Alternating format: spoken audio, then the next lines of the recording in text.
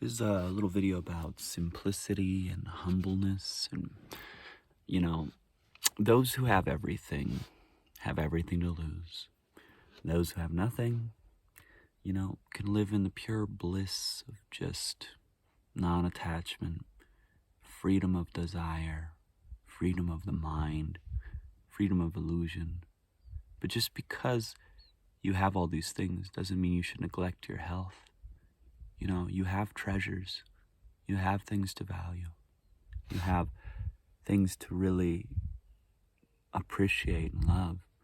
Even if you just live the most humble, simple life as a monk, you have treasures. Those who have land and property and big places, they can live in fear of losing that. They can live in fear of having other people who want what they have. But those who are free of these attachments and these illusions have only the heart, have only the mind, have only the patience and all the virtues that come along with non-attachment.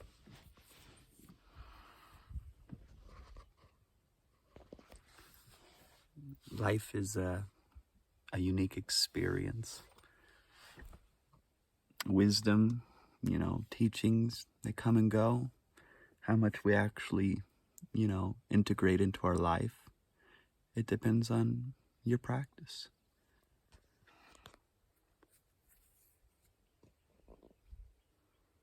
A well-meditated monk isn't a Buddha, until they just realize that they always were. It's not that they come to any grand point or anything. They just realize what is, and it never has not been. And it's the same as the very atoms that make up your cells, your mind, your heart. They always were and they always will be. Value that. Value yourself. Be patient with yourself. Don't try to force the square through the circle hole. Put the circles with the circles and the squares with the squares if you have to.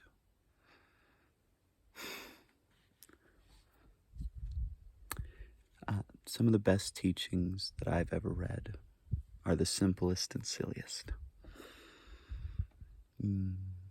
Currently, I'm reading the teachings of Zen Master Dogen. And already from one quote that I'll just mention now is that, one second. So this man was meditating on, he wanted to be a Buddha.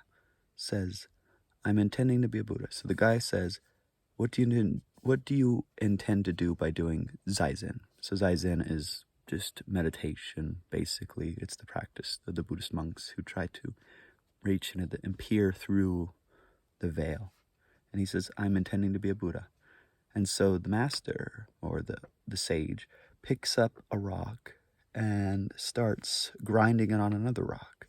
And the other guy says, what are you doing? And he says, I'm trying to make a mirror. And he says, how can you make a mirror by grinding a tile? And he says, because how can you become a Buddha by doing Zazen? He says, what do you mean by that? He says, it's like driving a cart. When it stops moving, do you whip the cart or the horse?